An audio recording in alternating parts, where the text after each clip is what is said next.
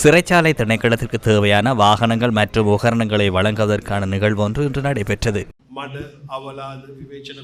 என்னை பற்றி கூறிய விமர்சனங்கள் அதிகம். நான் அது தொடர்பில் பெரிதாக எடுத்துக்கொள்வதில்லை. எமது மனசாட்சி என்ன செய்கின்றது என எமக்கு தெரிந்தால் அந்த விமர்சனங்கள் தொடர்பில் நாம் பெரிதுபடுத்த தேவையில்லை. நாம் செய்யக்கூடிய அனைத்து வேலைகளையும் செய்வோம். அதே போன்றுதான் போதைப்பொருள், அபாயகரமான போதைப்பொருள் தொடர்பான சட்டத்தை மீண்டும் உயர்நீதிமன்றத்திற்கு பிணை வழங்கும் முறை தொடர்பில் அறிமுகப்படுத்த உள்ளோம்.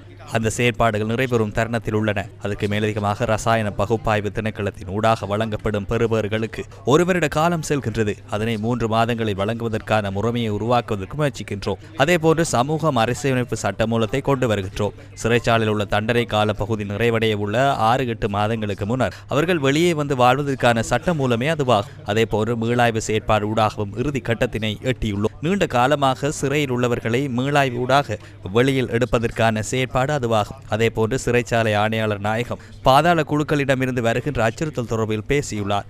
அந்த குரல் பதிவுகள் எனக்கு கிடைத்துள்ளன. அதற்கான நடவடிக்கைகளை நாம் எடுப்போம். அமைச்சராக உங்கள் பாதுகாப்பினை உறுதிப்படுத்துவதற்கு உங்களுடன் நான் இருக்கின்றேன். இது தற்காலிகமானது என்பதை நினைவில் வைத்துக் கொள்ளுங்கள். பாதாள குழுக்கள் என்ன விளையாட்டு விளையாடினாலும், பாதாள உலக குழுக்களுக்கு யார் ஆதரவு வழங்கினாலும், பாதாள உலக குழுக்கள் எந்த காலப்பகுதியில் உருவாகினாலும் அது எங்கள் அரசாங்கத்தின் காலப்பகுதியிலேயே இல்லாதொழிக்கப்படும் என்பதை உறுதியாக உங்களுக்கு கூறுகின்றேன். இன்னமும் பாதாள குழுக்களுக்கு விளையாடுவதற்கு இடமளிக்க முடியாது. உங்களுக்கு மாத்திரம் உயிர் அச்சுறுத்தல் இல்லை, எமக்கும் உயிர் அச்சுறுத்தல் உள்ளது. உயிர் இருக்கின்ற வரைக்கும் முடியுமான அளவு பரவியுள்ள போதைப் பொருள் எனும் புற்றுநோயை எமது ஜனாதிபதி அனுரகுமார் திசாநாயக்கவின் ஆலோசனையின் கீழ் நிறைவிற்கு கொண்டு வருவோம்.